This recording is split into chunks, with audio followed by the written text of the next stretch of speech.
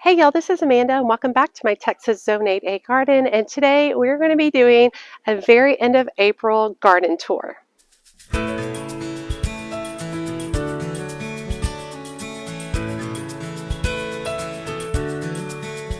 So I'm running a touch behind. It's actually April 30th for today, and so we are barely squeaking in an April tour. You actually won't even see this video until the beginning of May, but I'm really excited to show you all what's going on in the front, side, and back gardens. There's so much blooming right now.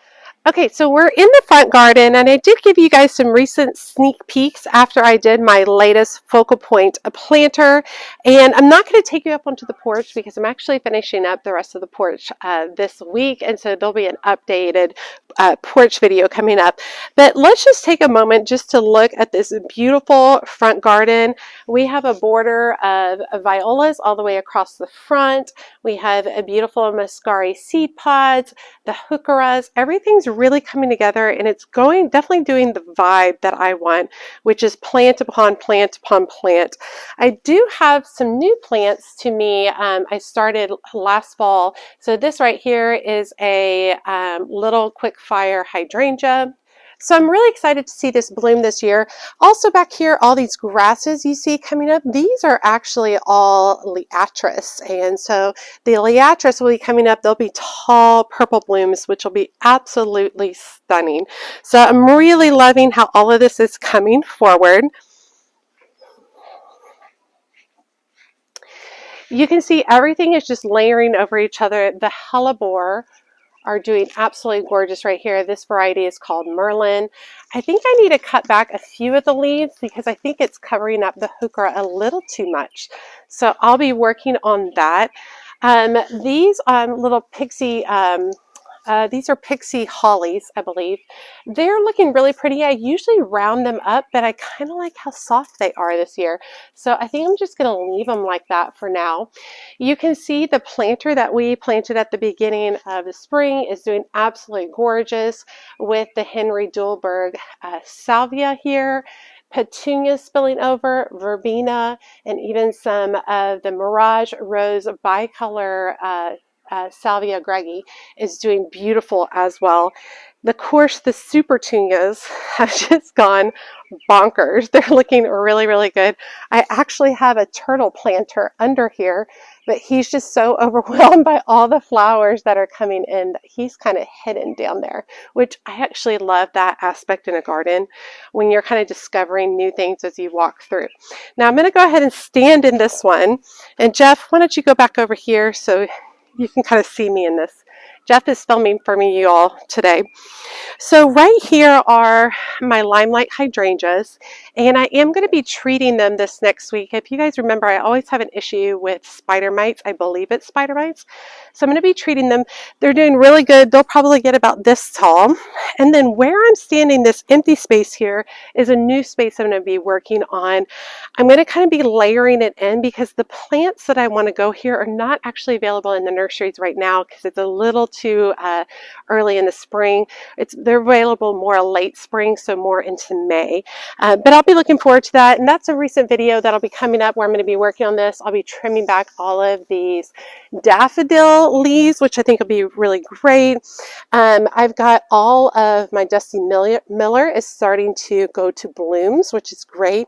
And I have a beautiful pot back here that I'm going to be putting a gorgeous hibiscus in. Now the front swoop is looking beautiful and full, really luscious. I'm probably going to leave these pansies and these violas in here as long as I possibly can before I remove them. Once I remove them, I'll put something really heat tolerant across the front that can take the brunt of the hot sun here in Texas. I think that'll be nice, but I want to enjoy these as long as possible because even, you know, here at the very end of April, they're just doing beautiful. So this was the recent project I did about adding some warm color to the garden. I have these gorgeous petunias here. We added in these peach dianthus, which is really beautiful. And then these right here are actually dahlias. And so these are color spectacle dahlias, which will be coming up. I do have some unnamed penstemons that are starting to grow up and put on some buds. They'll be beautiful throughout this area. Now back here, I did plant a pink Turk's cap, but for some reason it didn't make it. So I am going to be looking for another pink Turk's cap to put right back there. And I would love if this entire space got filled in with that. Now, I have not touched on any of my boxwoods this year. I decided I was going to skip a year of trimming them. I've had some issues with boxwood blight on them, and so I think I'm just going to take a year off. I'm just going to let them be fuzzy and really enjoy their kind of lushness. I don't want to trim them and put any kind of additional stress on them at this point. Now here's some of the not so attractive areas. This is a container that I had a whole bunch of tulips in, and it's all died back, and I'm actually going to put some canna lilies in these. I just haven't gotten around to it. I did have some of the grasses reseed themselves. I believe these are feather grasses that I had planted here last year, and I had a lot of them reseed themselves, so kind of excited about that to see them come back. And then you might recall last year that I divided out my lamb's ear, and it is absolutely gorgeous. I divided it out into 3 or 4 different plants, and they are coming out beautifully. And the idea is that this will eventually grow big enough that it kind of swoops around the edge. Okay, so meteor showers verbena is coming back beautifully. You can see, like, these are 5 feet tall, absolutely gorgeous. This has reseeded itself and just come back year after year, and I love its wild nature.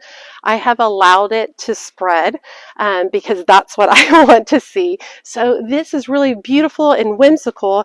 Down low, I've got some Peter Cottontail yarrow that is coming back. It was a perennial last year that I grew from seed. I've got a few coneflowers tucked in here. They're not real prominent yet, but I do have some sedums in here as well. I believe this one was Autumn Fire, maybe? I don't see. I'll have to go back and look. That's coming in nicely. And then, of course, this is my little purple pugster butterfly bush that's coming up real nicely, too. Now, these pots, I'll kind of move this to the side so Jeff can kind of see. These pots over here that I had for the winter, I actually redid it. I didn't put this on a video for you all, but I tucked in a couple of sun patience into here, and then one of those mixed variety plants from Homegrown, where it has lantana, scaevola, angelonia, and then with the sun patience. And then I ended up keeping the ornamental, I believe this is kale, I think it is, back here, and the little evergreen that I had put in for the winter. But I went ahead and just filled this in just for some fun, quick color, and this should last me through most of the summer.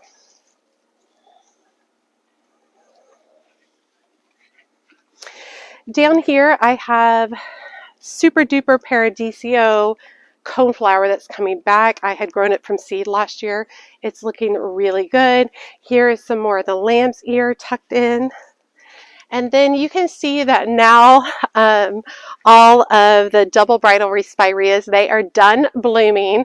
And so I actually don't love spireas after they're done blooming. I don't actually think it's a very pretty plant, but I'm going to leave it for now until I get through that local garden tour that I'm doing mid-May. And then after that, I'll do a dramatic pruning on this. It will go down to less than half its size, but I'll prune it back just so that I can enjoy utilizing some of the space that's underneath here. Okay, so the Ruby Falls Redbud is doing amazing. So we have lots of the beautiful purple leaves, and then the veining is green. So eventually these will turn green over time, but I love when they come out to this beautiful color. All of my violas underneath are still doing absolutely beautiful. It's time to cut back the daffodils. So I need to cut back all the daffodil leaves. I will show you, I have a couple of alliums coming up over here. I see one. I thought I had 5 under here, but I don't see that many. I see 1, 2, maybe a third back here trying to come up. I kind of see it back here. And so those are coming up. I believe these are gladiators. I could be wrong. I'll have to look up. But it'll be fun to see what these allium end up looking like. Okay, so now under the tree, Jeff, give him a peek under the tree. I got a lot of weeds to deal with back here, you all. So I think I'm going to be installing some weed barrier back there, and I'm going to be mulching over the top of it. I don't usually plant anything at the back of this garden, and so that's why the weeds have just gone bonkers back there.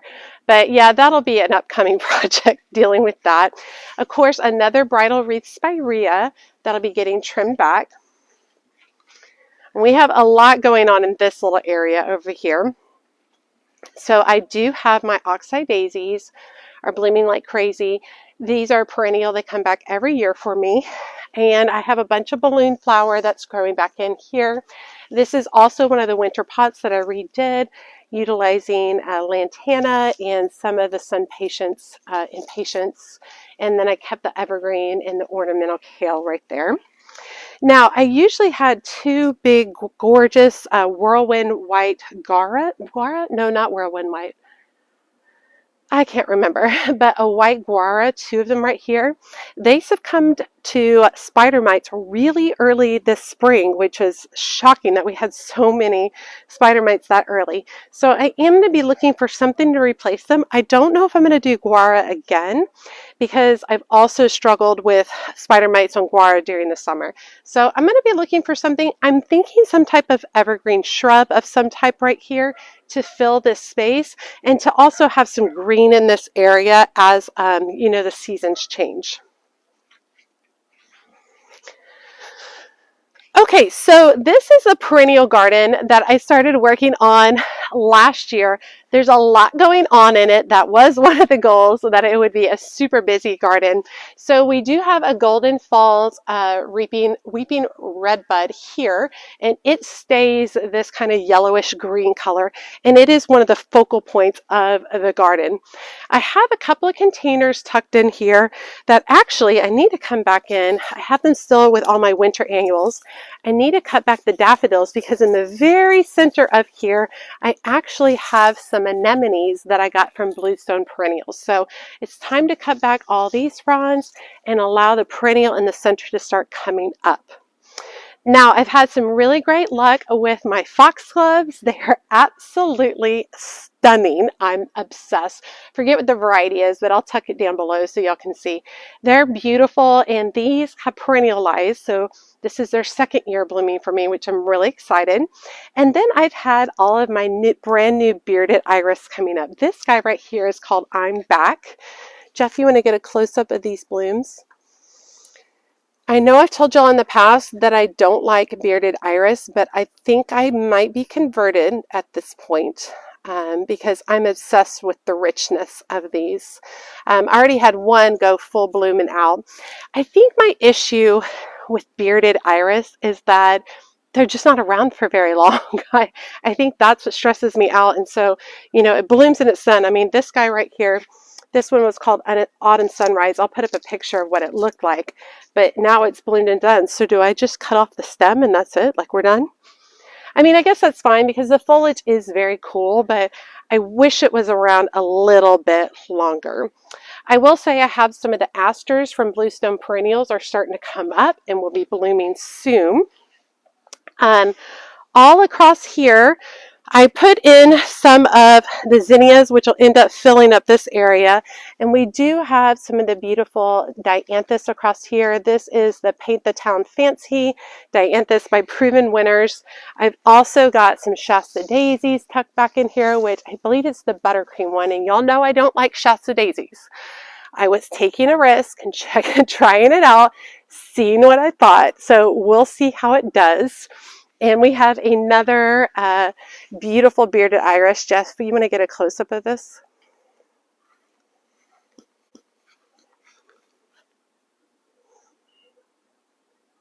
So this one is called Peach Jam. Absolutely beautiful. But this is looking good. I have a coordinating planter over here that has the Japanese anemone in it, so I will be trimming that back. The kaleidoscope abelia is so happy here.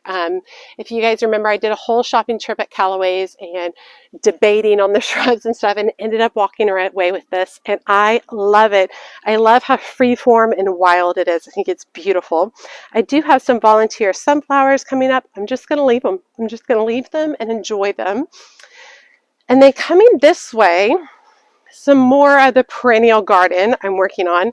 So the Nepeta is doing real good. This is, I believe, Cat's Pajamas Nepeta. This is 2 plants right here that have just gone bonkers huge, looking really good. I'll allow it to continue to bloom for a while, and then I'll do a trim back of it in not too long. I love this Barbary in the back. I believe it's called Rocket, Orange Rocket Barbary in the back. I think it's really pretty. And in fact, one of y'all suggested during one of my recent videos that I utilize more of this Orange Rocket Barbary up in front of the Limelight hydrangeas. And I saw that suggestion and I was like, oh, yes, I'm totally going to do that. So I'm going to look up your name and put it below and say thank you. But it was such a genius idea to set off all the Limelight hydrangeas and bring more warm colors in the front. So thank you very much for that suggestion. I think that was a wonderful idea and suggestion. I did want to touch on the sweet almond verbena. Jeff, if you want to come and get a close-up of this plant right here. So I planted this last year. It died. Everything above the ground died. Its roots denied. So some of y'all were asking about my sweet almond verbena because you're also growing it. So I ended up cutting back like all the old growth that was dead, and now it's all coming back from the roots. So that's looking really, really nice.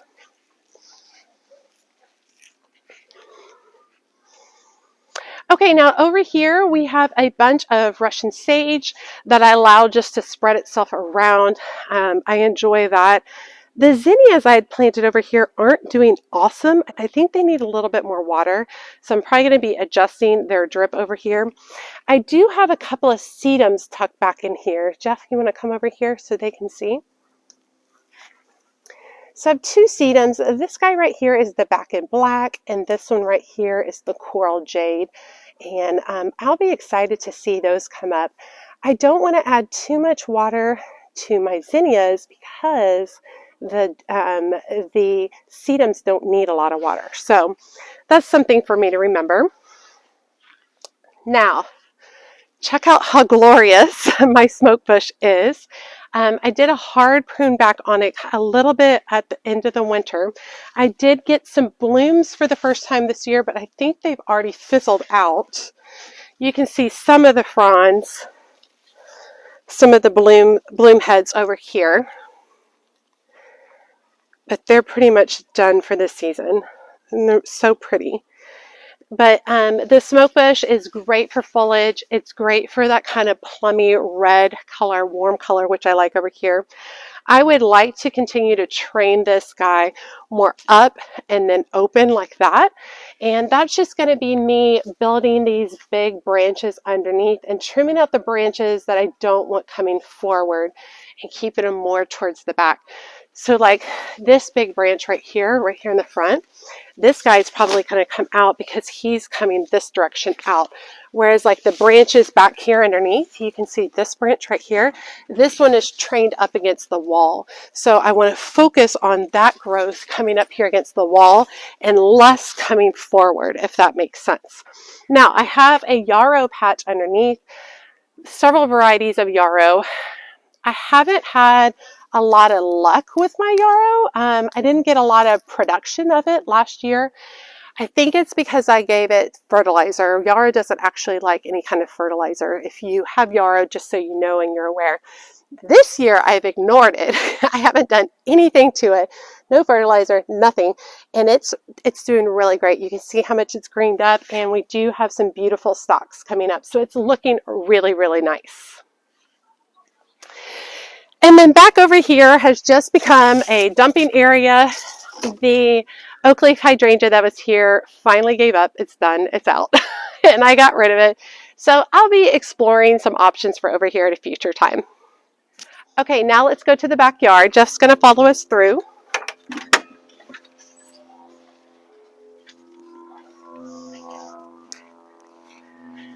You can see the glorious willow tree. I love it and I'm obsessed with it. It does need some trimming up as it is interacting with some of my other gardens, but this is the centerpiece of my entire backyard and I just absolutely love it. If you all remember, I purchased a vintage bird bath from a recent estate sale and I did tuck that down back in here. And I haven't been filling it up with water every day, but our sprinkler system fills it up with water. And then I put some bird seed over here. Now, in all honesty, I haven't seen a bunch of birds hanging out here. I don't know if it's because of the willow. I'm not sure, but I am going to be trimming the willow up and doing a project with the willow branches. I just haven't gotten around to that, but I do really kind of like the secret area back behind the willow tree. It's so fun. It looks so good. But you can see this direction, all of this portion of the willow is interacting with this garden bed. So that's why this whole series of limbs that's up in here has to come out. It'll be some pretty large limbs coming out, but I'm going to be making something really cool with the excess willow branches. So I'm really excited to show you all. But that kind of leads me into this particular garden bed. Now, if you guys recall, I built these garden beds last spring.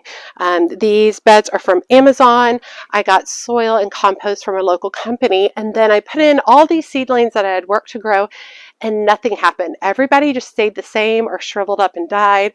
We had a lot of issues really getting anything going. And so this year I was a little nervous going in, but everything is done beautiful. I really think that the compost that I got last spring, was a little too hot for growing things. I think it had not matured enough and therefore ended up cooking and frying a lot of my plants. So this year everything is doing beautiful. Look at these Canterbury bells. If you want a whimsical fairy tale bloom, these right here, these are also called cups and saucers, Canterbury bells, campanella. They're known by a lot of different names. And I grew these from seed last summer, planted them out in the fall, and they overwintered and gave me blooms this year. Purple, white, I think this one's actually called blue, and I think I have a pink in there too. And then of course you can see these beautiful peach Dalmatian foxglove, which are doing gorgeous. And actually all these plants, lower plants behind it, are additional foxglove. They were also part of the Canterbury. When I started all the Canterbury seeds last summer, I had started all of those as well, planted them out in the fall, and they overwintered and then have given me blooms. I'm really hoping that my foxglove will naturalize, perennialize for me, and they'll come back year after year. So before we get too far into this bed, I'm going to have Jeff just scan over here. This bed was a bed that we did a lot of work on, and it might look a little bit hot mess right now, but it's actually reseeded itself like crazy. These are some Daras, chocolate Daras coming up that are going to be absolutely beautiful, and they reseed themselves like crazy. You can see a little bit of the phlox blooming over there. That's a perennial that has come back for me year after year. Excellent for cut flowers. I even have, this might be hard for Jeff to show, but this guy right here, these are my drumstick allium that are all coming back from last year from bulbs. These guys, these are called fireworks something or other. They're a fun cut flower. They're kind of unusual. Look at this. They were just a whim, and I tossed in some bulbs. They're kind of fun and unusual. I don't love them, but I still think they're cool. And they bloom at a time where I don't have as many blooms. And then in here is tons of zinnia seedlings coming up, some amaranthus seedlings, some larkspur. Everything is looking really, really good over here. So this will soon be an explosion of color, all cut flowers, which will be really, really fun. Okay, so let's talk some more about what's going on in these gardens. I do have a bronze leaf fennel right here, and I'm going to be utilizing a lot of these fronds for cut flowers. Let me show you some of this. So the fronds are really whimsical and fun. They smell amazing, and these can be used for cut flower arrangements. This has perennialized in this garden and will come back year after year. Oh my gosh, it smells it smells so good. So I'm really excited to kind of have a more unusual type of foliage for my arrangements. And look how fun and interesting these are. I'm really in love with them. Now, I put a bunch of seedlings not too long ago in this area for you all. This right in front of me is all straw flower. That's coming up from seed, and I started all the seedlings myself, which is beautiful. And then let me walk around, Jeff. Hold on. I do have a bunch of cosmos right here. You can see these kind of feathery greens. These all reseeded themselves and are coming back as well. I have a bunch of rudbeckia right here that has perennialized. So I planted these seedlings last kind of late summer. And of course they overwintered well, and I should have a bunch of blooms from them this year. The rudbeckia will be really fun. Lots of beautiful purple larkspur that I seeded. I put out these seeds in the fall, and now I'm hoping that it will just reseed itself year after year and do really, really well. Really happy with it. I am going to lean over all the way over here. Now, these seedlings right here are my stock seedlings, and if you guys remember, when I planted stock last year, they did nothing. They sat there for like a year before they finally started to bloom. This is that stock from last year. It took forever. It was ridiculous. And so I was like, I'm never going to grow stock again. It took too long. Well, I put these seedlings in because I had started some seedlings. I was like, I'll go ahead and plant them. Well, they're doing great. They're going to give me blooms. They're going to give me blooms probably early summer. So I'm really looking forward to having that earlier instead of having to wait an entire year. My hand smells so good after touching that fennel.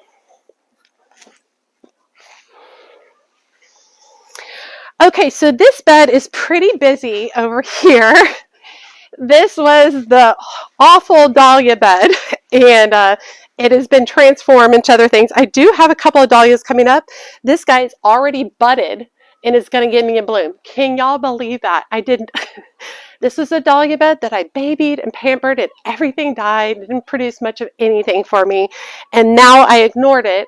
I left the tuber in all winter. I didn't dig it up. I did nothing to it, and now it's coming up and it's going to bloom. I can't believe it. So I have one dahlia and one dahlia over there that's going to come up. Now, right here is tons more of that drumstick allium. So this is going to be all drumstick allium bulbs, which will be really, really fun. Once these all die back, they typically will be bloomed by the beginning of the summer. Once they all die back, I'll come back in here and I'll seed this with sunflowers or zinnias. The center part, if you remember the video, I planted a whole bunch of delphinium seedlings that I grew from seed at my house. They're all coming up beautifully and filling in. And then I have a lot of seedling trays in here that I really need to get planted in. I have a bunch of cosmos, which are looking really pretty. I have saponaria. I've got a lot going on in here, and I need to get these out and taken care of because it's time. But tucked amongst these, I have status coming up right here. This is going to be status flower. I have several lilies coming up, which are starting to bud up, and they're beautiful. I even have some scabiosa tucked in here, which is really nice. And then finally, I've got some of the elephant garlic over here that I planted last fall. So considering that this bed was so barren last year because of the disaster of dahlia tubers, and now look at it. I mean, it's pretty spectacular. I walk out here every morning, truthfully, every morning, every afternoon, every evening. I come out all the time. And to see all this green growth and everybody producing makes me feel so good. I'm really, really excited. Last year was so disappointing and such a struggle when I couldn't get things to grow in these beds, and now it looks like we're on our way, which is wonderful. Good. Okay, so here's one of the hanging baskets. I did want to give you the update. We've got a bird out here. I believe it's a dove. I'm not sure. Those of you who know more about birds, you let me know. But she is on her nest right there, and she's got eggs in there. So that's really exciting and fun. And it makes me laugh because she's definitely going to get some insects and stuff up there, but I also have drip lines up there, so now she has water. So she's got herself quite the little condo. Okay, so here's some of the trio planters I planted earlier. They are a little bit more filled out, not that different from what you guys saw earlier. But if you do look back over here to the back, I planted a lot of bulbs back here. Jeff's going to make his way over here. Gladiolas are all coming up beautifully, and I do see some of the iris, the Dutch iris, starting to come up. The lantana is getting larger, about doubled in size, and will begin spilling over. So these are starting to come together, and we're going to have blooms probably 4 feet tall here, which will be absolutely stunning. So these areas are really starting to come together nicely. I'm still searching for whatever type of vine I would like to put here. I'm thinking maybe a passion vine. You guys let me know. This would get afternoon shade, so it'd be mainly sun up until about 2 o'clock each day. And then, so I'm thinking passion vine growing over here would be really, really pretty. The Hypericum berries are doing really pretty. Remember, we did a really harsh prune back. We added iron and fertilizer to them. They're looking better already. I do see a little bit of iron deficiency in some of them, so I really just have to keep consistently adding that Dr. Iron to them to kind of help build them up. And here's one of the butterfly bushes. I need to come in and give this a nice little trim back so that we can get another flush of blooms, but it's very happy in its location right now. And then here's the other Hypericum berry, which is doing really good. Now over here is where we planted more bulbs, and let me get you to come closer. We've got the glads coming up. And then these little guys right here, these are the iris, the Dutch iris coming up. And then if you remember when I did my vines series, these are the Ruby Moon Hyacinth Bean vines coming up. These are an annual in my area, and I put them in from seed, and they'll be going up and over the trellis. And then I do have clematis, which actually had successful blooms this year. I'm really excited. This one right here is Dr. Rupel, and I'll put up a picture of what the flower looked like. I grew these from root, so I grew these for really cheap. I think I paid $7.95 for the root and have grown them now. It's taken like a full year to get to this point. It definitely was not instant gratification, but it was appropriate for my pocketbook, because typically the clematis, you can pay anywhere from $45 up just for the plant, and some of them aren't much bigger than this plant right here. So I feel really good about having done that. Let me get Jeff to slide around a little bit this way, sweetie. Okay, so we have a lot going on over here. This right here is a beautyberry bush, which is looking really pretty. I've got a lot of it coming forward right now. I'm going to allow it to come forward, but I might trim it back at some point. We'll see. It's already putting on its little blooms all over, which makes me really excited that we're going to have a lot of berries this year. This particular beauty bush puts off lavender, really pale lavender berries, not the deep purple ones.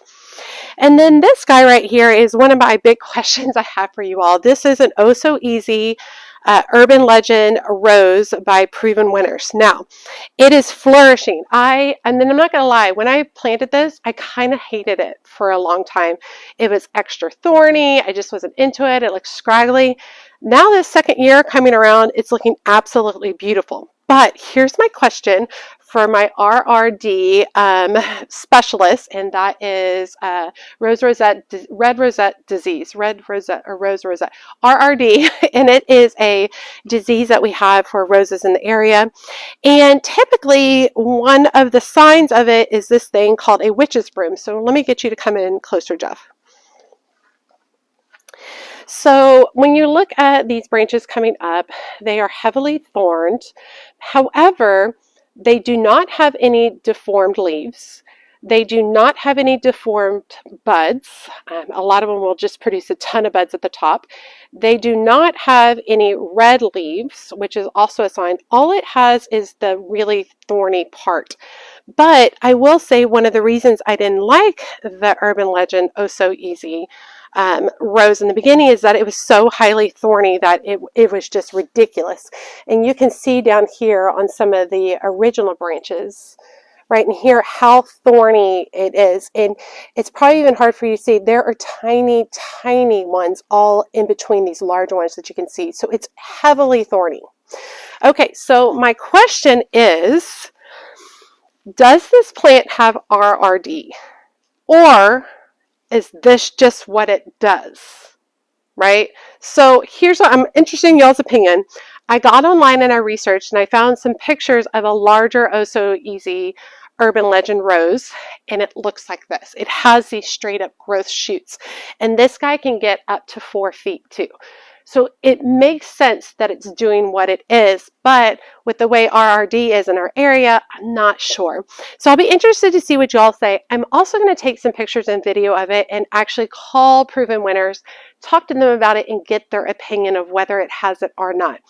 I think it does not have it. I think that I'm extra panicky in this area because that disease is so prominent. I actually think that once I had looked at a lot of pictures online, that I think this is fine. This is part of its nature. The fact that it does not have deformed leaves, it does not have deformed blooms, it does not have red leaves. And remember the witch's broom, which is one of the symptoms, it shoots straight up and then it flares out like a whole bunch of stuff at the top. That's the top of the broom. We're not having that situation with these. But you tell me what you think. Okay, so since we have that Oh So Easy rose over there, I also picked up an Oh So Easy At Last rose, which I'm going to be putting here, and that is a peach one. And it looks just as scraggly and sad as the Urban Legend one did when I bought it last year. So but now I know the potential in just 1 year, I was more apt to go ahead and buy that. So I did buy an Oh So Easy At Last. It's going to go here, a beautiful peach coral tone, which will be great.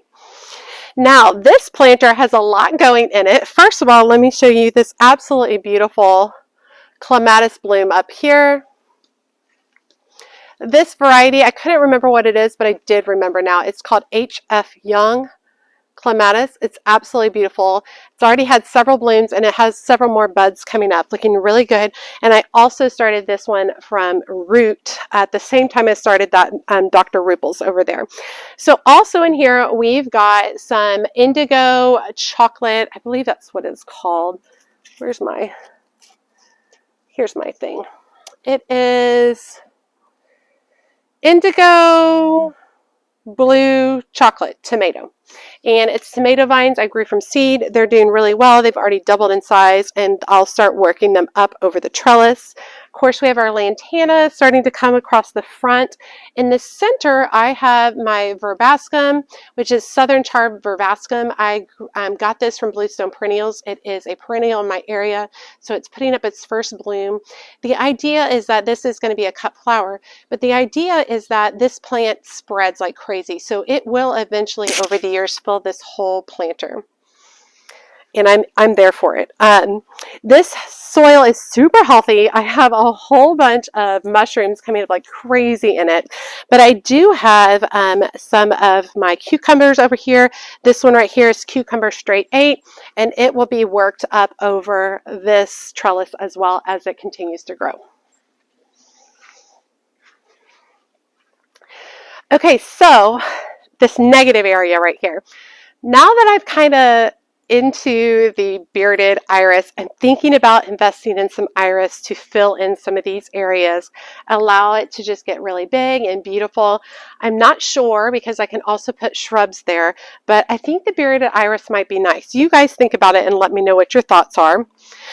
And then over here in this final planter, I have the gherkins, cucumber vines coming right here, starting to work their way up.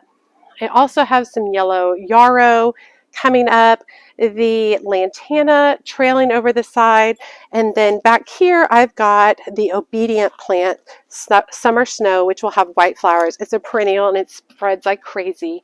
The idea it would fill in. And then I just started having some of my lilies back here. I've just started greening up and start coming up. So that's really good. I've got crinum lilies back there. Watch out. Y'all, Jeff almost knocked over the topiary. Okay, back here I've got a Chinese snowball viburnum, which is doing really good. I also grew it from root. And then I've got a couple of chair planters I need to work on. Jeff, if you'll work your way backwards, this trio of planters is doing really beautiful. I really need to come back here and actually deadhead some of the dahlias. So while I'm standing here, I might as well just do that. to keep it going. Everything is starting to close up because it's the evening. I do feel some dryness in here. This is super dry. I might need to check that out for drip. Everything else is looking really nice here. I'm going to go run that drip real quick. Hold on. I'm just checking the drip over here to see if it's actually dripping. I got an emitter right here, so let's see. Okay, so what's happening is there's too much pressure down here by the tube that's underneath. So now what I've done is I've just put a little piece of brick under there, and now we have water coming all the way to these. I am going to go ahead and supplement water to them right now. Considering that these guys have not been watered in a couple of weeks, they've just been living on rain, I think they've done pretty darn good. But we might have lost the calibrachoa in here. It looks pretty fried.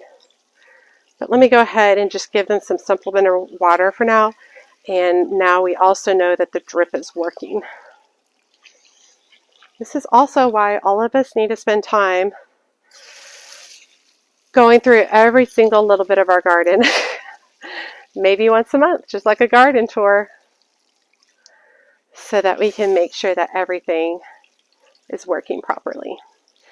Okay, we're starting to lose our light, but over here I did want to show you how beautiful all the lisianthus are coming up. Some of these were grown from seed, some of these were purchased from Covington's as starters. They're coming great. All of this stuff in between them are seedlings, snapdragon seedlings, where snapdragons have reseeded themselves. But the lisianthus, absolutely beautiful. Really excited to see all of the blooms coming up and feeling very good about it. I definitely have some guys who are eating over here. I don't know where they are, but they're munching on the lisianthus. I'm not super worried about it, truthfully. And then Jeff, if you'll scan back, you can see all the snapdragons over there just doing absolutely gorgeous. I have filmed my snapdragons several times. I'm growing a bunch of varieties. All of these overwintered, and then over here, these smaller seedlings are the new varieties that I started for this year, but they're all doing beautifully. Okay, and we finally had success with ranunculus, and so you can see my ranunculus bed. It's not 100% success, but at least 50% success. And you can see the beautiful blooms. I've actually already harvested quite a few. This one right here is Tomer Purple, which is absolutely beautiful. We have over here is the Tomer Pink, which is coming up beautifully. I've already harvested several of the Tecolote salmon, but you can see I have the Tomer White over here. This is actually supposed to be a Tomer White. Now it's an orange. I have no idea. But you can see the ranunculus did come up. I'm so excited that had success and that they actually bloomed before it got too hot. So I'm very excited about them. This year I am going to change my entire strategy with ranunculus though. I am going to be planting these in the fall. After I pull out my last probably set of sunflowers that I typically put in this bed, I will be planting the ranunculus and I will be trying to overwinter them under a hoop house in here. So that's very exciting. I'm excited to see how that goes. It'll be hard, it'll be a little bit difficult, but I know that I'm going to have a lot of ranunculus corms from this right here. So based off of that, I'll probably save some off to the side and then try to overwinter some of them. I don't intend on buying any more ranunculus corms anytime soon. Okay, so I've been working on the back porch because I'm preparing for that garden tour where people are going to be here actually in my garden. And so over here, you might have caught the video where I did all the terracotta pots holding beautiful orange hat tomatoes and lots of varieties of peppers. And then over here, I did finish this up on my own outside of videos, terracotta as well. Got several of my hanging baskets up, just did a lot of cleaning up in the space, and this is feeling absolutely wonderful. It feels like more of a workspace instead of a dumping ground, which is typically what happens here. Jeff can come out here at any point in time, and I have piles of tools and all kinds of stuff out here. And so, but it's really kind of coming together really nice. I'll do more of a detailed tour of the back porch at a later point in time. Okay, and then the last part of the tour is the new heirloom chrysanthemum bed. If you didn't catch that video, I'll be sure to drop that below.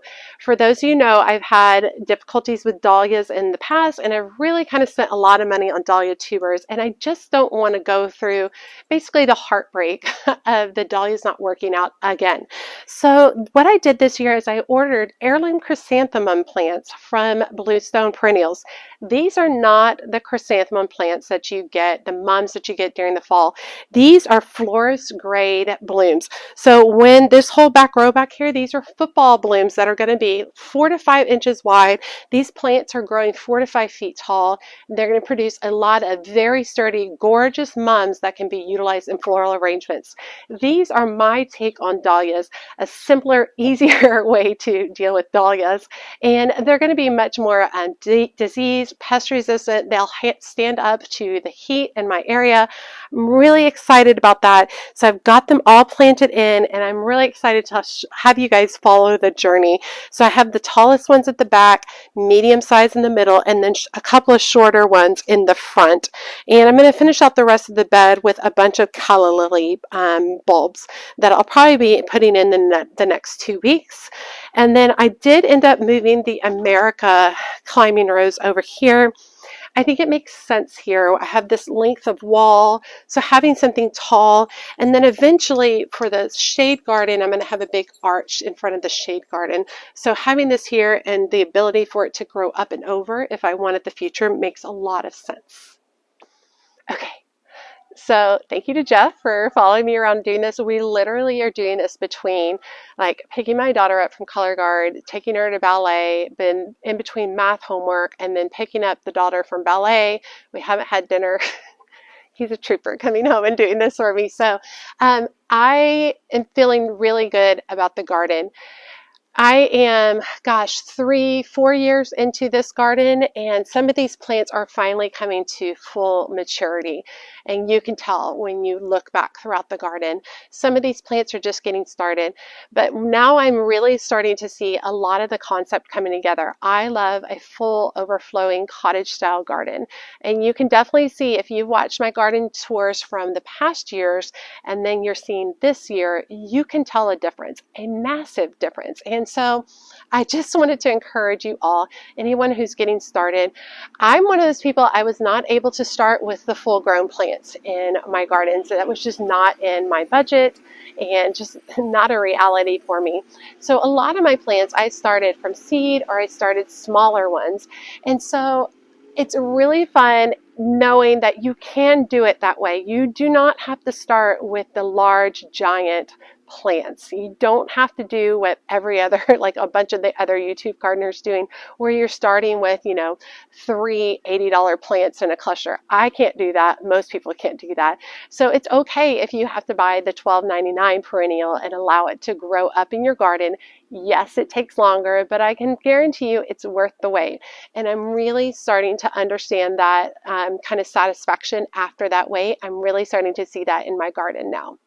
All right, you all, I hope you enjoyed today's tour and today's video, and I hope you saw lots of things that you're interested in. Let me know your thoughts and comments below. If you have suggestions, if you need to know what a particular plant is, I'm happy to help you out. Make sure you just let me know at what time that occurs in the video so that I know where to go back and look. All right, y'all, as always, make sure you hit that subscribe button and that notification bell so you know when my latest videos are up. And make sure you check me out on Facebook, TikTok, and Instagram. As always, she's a mad gardener or decorator or anything else that she wants to be. Thanks, y'all.